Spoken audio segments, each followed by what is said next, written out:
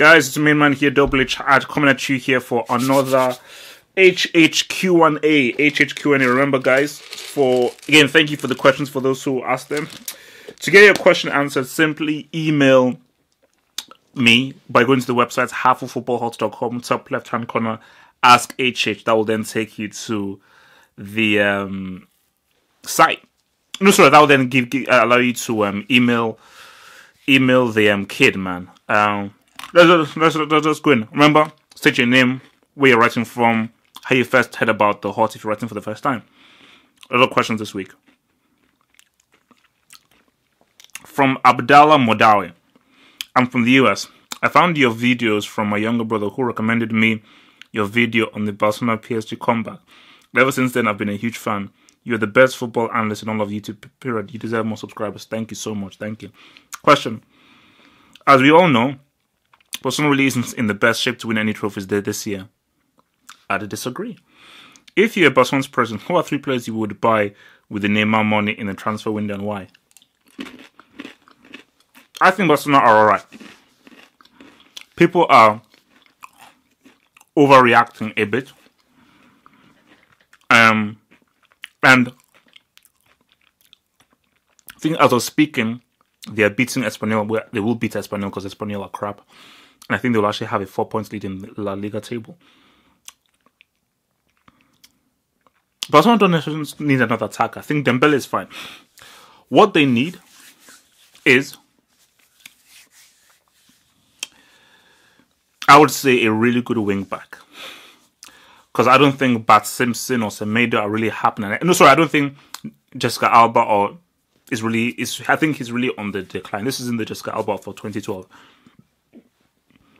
Really good wing back. Someone in the ilk of a Daniel, because I can't really think of really good quality wing backs that are out there. Really, and I'm talking about an attacking wing back. Could also do some defending, but really can offer the kind of attack that Daniel Alves had. And I would say a midfielder. That's why they probably brought in a guy who is a strong, tough as nails midfielder to give Barcelona some of that meat in midfield. And who knows, maybe another central defender. So I'm looking at, still have Lionel Richie, who is still Lionel Richie. He still writes, he still does his thing. And that's all well and good. So I think if you can just have a good DM, a good midfielder, some good defenders, a good attacking wing back, then I think Barcelona can ride. I don't think they're in that body stage. So I think if you were to pick 3 players, I mean, it's tough to I mean,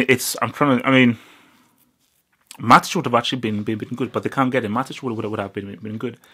I wouldn't mind them going for Zuma. I mean, Umtiti's alright, but I think Zuma is a really underrated defender. I think Zuma would actually help Barcelona a lot, especially in defensively, and he's pretty good at bringing the ball up as well. And you're thinking about a wing back. They're not that great wing backs at the whole, I would say, are available. Because Marcelo is taken, Dani Alves is taken, and those are some of the best I can think of. Yeah, there are not that many really good quality wing backs I can really say that you can really come out and that's a tough one, but I think that's something that they definitely need. Thanks for that. Oh, and also, so again from Abdallah Modawi, with the signing of Neymar and Mbappe, how far will PSG go in the Champions League? Emery. That's how far they'll go. Emery is what will hold them back. Because again, on paper, that's a team that can win the Champions League, but they said the same thing when Ibra was there. I would say quarters max, but I wouldn't be surprised if second round they get knocked out. But I'm going to say, okay, fair enough, quarterfinals. I think they'll get knocked out again in the quarters. I just don't think that this, under Emery, maybe just too much, an embarrassment of riches, and then just be too much of a good thing. So I'm going to say quarterfinals max is how far they'll go. Thanks for the question.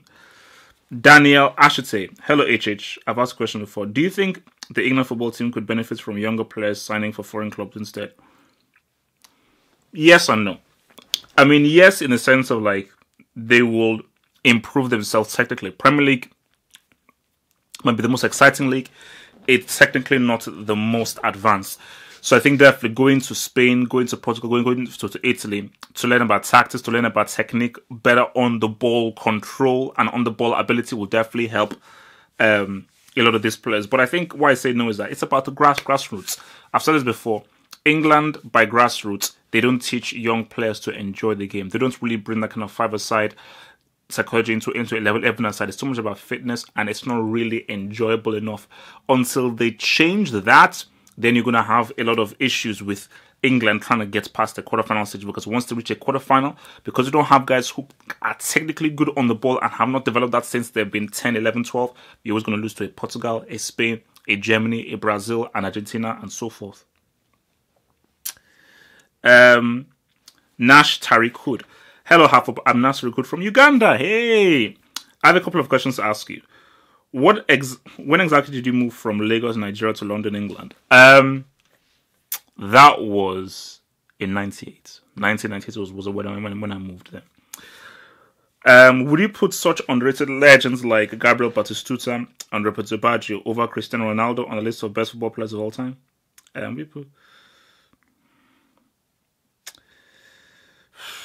mean, it depends though. Personally, I'd have Batistuta and Baggio in my team over Cristiano. But for Cristiano, I think Cristiano is the best, possibly the best or most consistent goal scorer that the game has ever seen.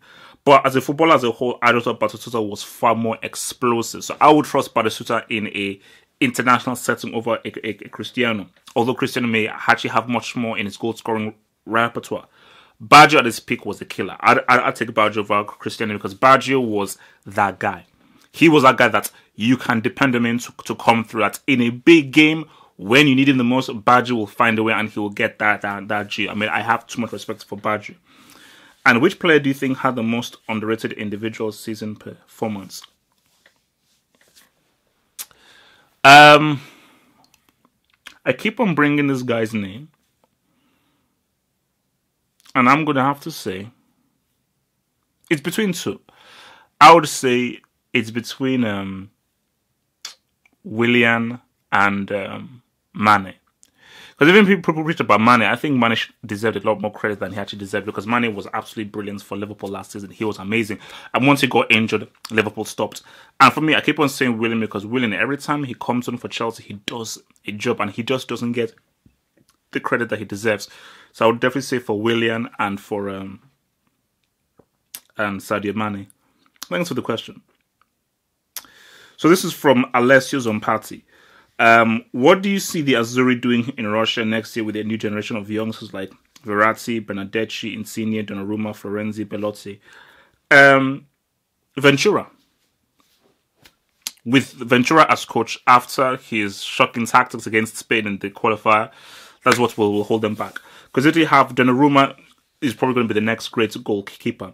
Insigne, he's always rising. Verratti is probably is regarded already as one of the best and most accomplished central midfielders in the world.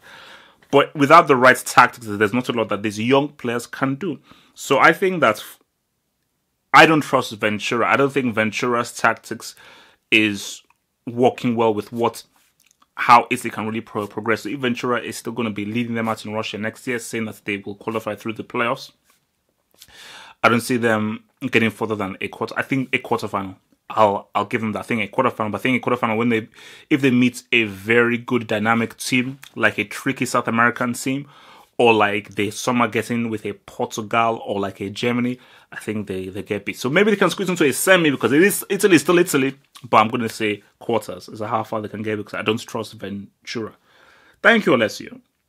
PQ Disney. Hello, HH. How do you think a potential Bale transfer back to Tottenham would work out? If Spurs are really ambitious and got some, especially going into the new stadium next season, they would have to be favourites for the league and be considered a threat in Europe as well, as the one thing that they're currently missing is a world-class superstar that would raise the levels of players around them, such as Harry Kane, Dele Alli, and Eriksen. I think 80 million next summer would do it. To be honest, I think Bale to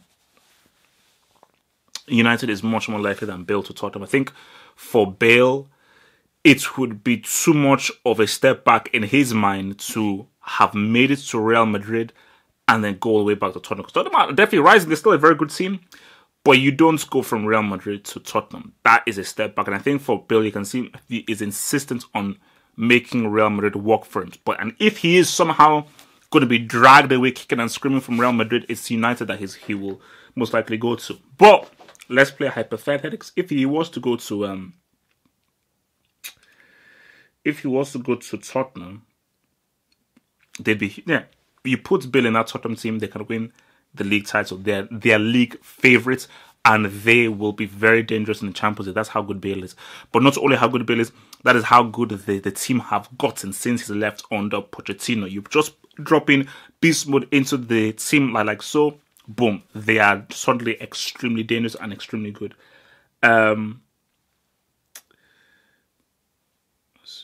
Still a few questions. Okay, Bruno Alves, obrigado, my Portuguese brother. Hey HH, your number one Portuguese fan. What are your thoughts on the UEFA Nations League coming September next year? If you never heard about it, here is a quick summary of the system. If you already know, skip this part. Okay, I don't know, so let's read. 55 teams will be split into 4 leagues. League A will have the best teams and League D the worst according to the UEFA ranking.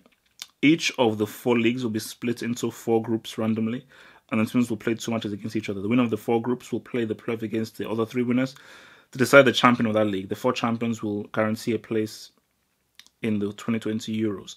This will give a chance to the worst teams in Europe to be in the Euros, and it will give us international tournaments every year since it happens every odd year. Okay.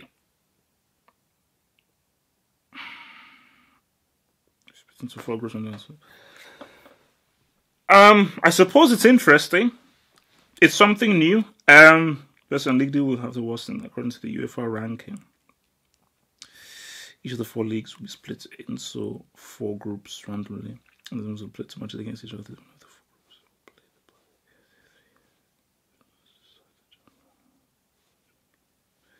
Yeah, I mean, it's interesting. I mean, that is new. And for me, before I criticize something that is new and be like an old folk and say, oh, no, let's see how it works. It seems interesting. It's new. And I just want to just see how it will be put in practice. And I think unless we see it in practice, we can never really come out and say, nah, this sucks, nah, this was crap.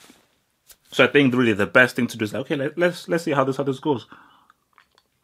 So if you can just see how this flows, then that is the best way to move forward. But obviously, this is all about the 2020 Euros. If you don't know, the 2020 Euros is not going to take place across all Europe. And the new UEFA president, Alexander Chefrin, he's really been at the forefront of trying to, okay, you know what, let me try and really change the dynamic of how these of how UEFA will operate. So I think that it will be interesting because, again, what I'm seeing here, this is very similar to almost like a Champions League format, I'm thinking. So, yeah. I think for me, let's just see how it goes in practice. Thank you very much for that. And I think I'm probably going to read a bit more into to fully understand the full dynamics. Dylan Holmes. Hello, HH. My name is Dylan, and I started watching your videos regularly after your brilliant conversion scope analysis. Thank you. I am a very big fan, and your pre- and post-match analysis vids, as well as your collaborations with the Football Banter Show, are some of my favorite sections of your fantastic content. Keep up the good work. My question is about PSG. With all the talent they have, excluding that brick, Cavani, who do you think is the right manager to get the best out of them? I ask this because I don't think that fraud Emery will be there in 12 months' time. Thanks, and keep the daily videos coming. Thank you for the question. Mourinho. Mourinho is the best team for them. It's like, this is how football works, and right into the football manager. Whenever you have a very talented team, especially a team that has a lot of attacking players, you need an authoritarian. You need a dictator. You need somebody who will come in and say, boom, this is how we're going to play. This is our structure. The worst person to get is an Emery, because an Emery seeing all that talent will say, hey man, do whatever the hell you like, which doesn't lead you to the trophies that you need. Because Mourinho will say, no, Mbappe, I want you to do this. Neymar, I want you to do this. He will identify the times that they are there, and he will he'll give them a definition, he'll give them a personality, and that is what they will need really moving forward. So yeah, I think that's what they need, and I think they need to sell the brick Cavani, because with Cavani in that team, Lord, that guy is just useless. Thank you for the question, Max Akundov. What's up, HH? My question is, why do you think most people rank Hugo Lloris ahead of Keylor Navas? Positively, he's garbage and always flops in big games. This is true. I.e., Mr. Chelsea, Man City, Sweden, Portugal, etc. Is it because he's French? And do you think it's a similar situation to Coutinho and Mane? I.e., as you said, is it because he's Brazilian and he's considered better? And finally, where would you rank Keylor Navas among the world's best? Personally, I think he's top 3. Keep up the great work, brother. Sent from the surface. So let's see. I think the reason why people rank Hugo Lloris, it may be a French thing. I think a French thing because there is no way in hell, that Hugo Lloris is better than Keylor Navas. That's not happening. Hugo Lloris is not better than Keylor Navas, man.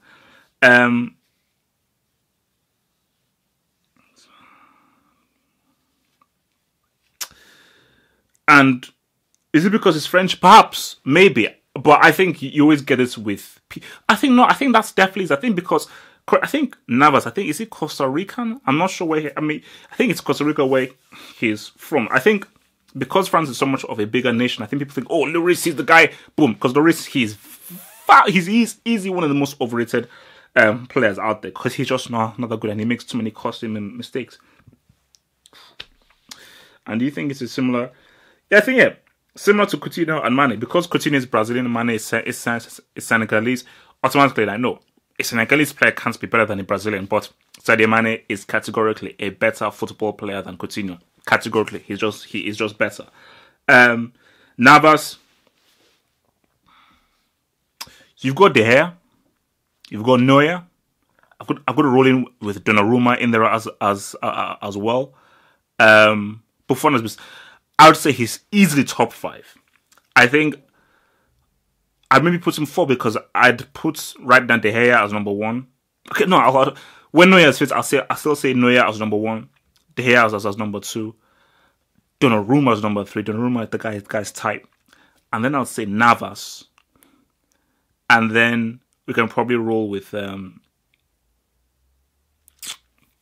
who's the number 5 keeper. Just trying to think. So who Barcelona? Edison looks alright. When Bravo wants to save, he can be alright himself as well. Stegen is okay. Oh, Oblak. I think Oblak. So yeah. So Oblak, Navas, Neuer, De Gea, and the other one that I said I can't remember now. James Lombardo, hey HH, who is your favorite pundit and commentator in football right now? My favorite commentator would have to be Martin Tyler because of how iconic his voice is. And my favorite pundit is Gary Neville due to how smart he is in his analysis. Favorite commentator, I think, is between Martin Tyler and he's retired now, but Barry Davis. I think the name is Barry Davis. He used to do the BBC before. That voice is quality, but yeah, you can't. Martin Tyler's commentary that voice is just like boom. Pundit. He's retired. Alan Hansen. Alan Hansen has to be one of the best football pundits in history. As in, the way the guy would analytically break down the game was just out of this world. I think the guy was iconic. He was just an iconic guy in that sense. To be honest, I've not really heard much from Gary Neville because I don't have Sky. But whenever I do listen to Gary Neville, he's alright. But I think Alan Hansen definitely analytically the guy was just. He's still the best. Oh Lord, what the heck? This is like an essay. The hell? Okay, this isn't a question, but I think it's something that I'll probably have to read separately because this is from a guy called Dave Pepper and it's entitled Christina. Okay. I'll save that for later. You know, I'll save that for this. You know what I'll do? I'll keep that like that. Okay. Look, you Christina fanboys, man. Bloody hell. Avanish Malhotra. Hey, HH, keep up with the job, man. Which is from India. Hello. In one of your last videos, you said that you'd pick Christina or Robin over Messi in crunch games. If Christina played in Argentina and Messi in Portugal, what do you think would have been the scenario? Regarding achievements and titles, would Christina perform better with Argentina than he does for Portugal? And so vice versa for Messi? That's interesting. And it's almost impossible to say. I think Messi wouldn't have done better with Portugal, I don't think. It is hard to do because I think in Messi in Portugal, you'd have a better system. And I think because Messi is such a systemic player, maybe he would flourish better at Portugal. For Christina, he wouldn't be able to do all the stuff that Messi does. But because he's such a predator, Christina would definitely be... he would know that, like, look, Di Maria, Dybala, just put in a good cross for me. I'll be able to get in there for you. So, but I would have to say maybe Christina would probably perform better if he was in a... I don't know. That's hard to say. Because Messi is so all-encompassing. You know what? I'd say probably Cristiano. Because think about... You take Cristiano out of Portugal, you take that's goal scoring stuff in there. And I think Messi, even... Remember, you already have a Bernardo Silva doing his stuff. So I think if you take a pure goal scorer like a Cristiano out of Portugal, I think that takes a lot out of them. Whereas if you put a goal scorer into Argentina, a guy who is just a predator, I think maybe Argentina, basically like a Batistuta in that sense. You know what? It evens itself out because, again, you put him in there, but you take away a Messi, you take away so much from them. So, impossible to say. But great question, though. Great question. Just want to just do this before this thing runs out. Stefan Muradali. I'm from Trinidad and I've been watching you for 2 years now. Thank you. Enjoy your vids, bro. Keep it up. My question for you is, who do you think is the best young defender in the world? In my opinion, it is Umtiti. There are others such as Zuma and Varane, but Umtiti stands out for me. Yeah. I like Varane. I like Zuma. Kimmich, when he plays, like, he's pretty good as well. Germany have some sort of very young guys. But I've been watching Barcelona more and more so now, and Umtiti is very good, very consistent, very assured, really makes mistakes. And when I look for a defender, is somebody who is calm, especially in young defenders, somebody who is calm under pressure. And you see a calmness in Umtiti. I think in Varane and Zuma, sometimes they can make mistakes and someone have to clear the mistakes. I really see Umtiti make that many mistakes. I think Barcelona, really, that is one of Barcelona's most underrated players is Umtiti. I think, yeah, he's and they're all French. I didn't realize Umtiti, Varane, Zuma, all French. Look, France, they have some guys, man. I think this is France's golden generation. Okay, let's whiff through this. Stefan Oliveira, AHH. What are your thoughts on the recent change in the UEFA rankings in the leagues as they moved the Portuguese league to 7th from 5th and put Russian league to 6th, which means that from next season there will only be 2 spots in the Champions League for the Portuguese league and 3 spots in the Russian league. Do you believe the Russian league is better than the Portuguese league? No. That is harsh, that is stupid, that is wrong. And they shouldn't do that. That is just wrong. I do believe that the Portuguese league should be higher than the Russian league, 100%. As in, look at guys like, in recent Champions League, Sporting Lisbon, FC Porto, Benfica, these guys have consistently always done pretty well.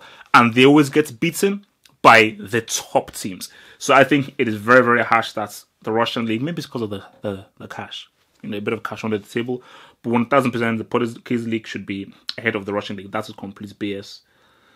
Manifred Gunza, hello HH.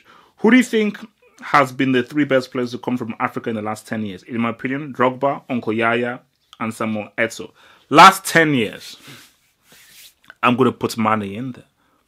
I don't care. I'm going to put Mane in there. Even if it may be too early, I'm going to put Mane in there. I'm going to put Mane, Drogba 100%, and Eto'o. I think those 3 for sure. I'd say Yaya only just misses out. As good as Yaya has been, last 10 years, I may put Yaya ahead of Eto'o because I think... No! And we're also because we're going from 2007 to 2017. Eto'o, I still believe, was still rocking it for Inter Milan, and I think that was probably he was still at Barcelona. 10 years ago, he was still at Barcelona. I think he left Barcelona around, I think it wasn't 809 or 10 or something like that. Nah. I'm going to put, yeah, definitely Etso, Drogba, and Mane. For sure. Thanks for the question. Pierre Richard Michel. Hello, HH. Thank you for this great work and you put every day. I'm a fan since 2013. I love your funny side. Never change. I will never forget one of the best jokes you did. That's still 6 minutes to the day was when you said Flavio Mendes looks like a French kitchen chef. He does. My question this week is, how much do you feel football teams adjust their defending styles week in, week out to they stick to a single way of defending or they changes every week depending on the position? And also, how do you feel Neymar and Mbappe duo will go? I think honestly PSG is on support and will Neymar will take the kid under his wing. So okay. So it's talking about Neymar and Mbappe, how will they do at PSG and about the defending. I do think that, yeah, teams definitely do change it up based on the opposition, but I think most times than not, there's a defensive shape that most teams have. And I think it's very important to have a consistent defensive shape because if you keep on changing things, it can confuse things. Because remember, you have to think about it. You're working on stuff on the training ground each week. So when you're working on it on the training ground, you want to keep that consistency. So I definitely think that there is a defensive shape that all teams have, and that's how they defend. Do we defend? Do we do man-to-man? Do we do zonal? What is our formation when we defend? I think that is definitely a consistent thing that guys try to do every week. And for me, I think if, and I've said this on my PSG post-match, if Mbappe and Neymar can figure out how to be on the same wavelength, that is the key for PSG doing everything. So by the training ground, let them figure out how to play together. If they can figure out a symbiosis, then all bets are off. All bets are off for those guys. Mohamed Maya, we're almost there. It's your boy Mohamed. Will part 3 of the Ronaldo vid ever be out? Yes, it will. I'm working on it. I've got the projector on. I'm working on it. I will hopefully try and do it maybe this weekend. I'm working on it. The real question is, Renato Sanchez is more suited to the Premier League than the Bundesliga. In my opinion, he is and will do well individually in a relegation battling Swansea side. Yeah. For me, I think it was brilliant that Sanchez decided to take his talents to Wales. And I think that it's going to be very good for him because I just think that I think he can be good in the Bundesliga and the Premier League, but I think he just has to find the right team and he needs to play. If he's on the bench and be playing bits past, it's going to be very hard for him to really gain a foothold and really understand how to ride. So I think definitely it's the best thing for him to do is to find a team that he can play in, flourish in, and that's how I think he will do better. So I think he's going to do good at Swansea, hopefully. Mohammed No, what's up, HH? Can you give us your official predictions of the Premier League, La Liga, Bundesliga, and the Serie A of who will be the champions? Stay blessed and always stay black. Nice way to end it. Premier League, Man City. La Liga, I'm going to say Barcelona. Bundesliga, Bayern. And Serie A,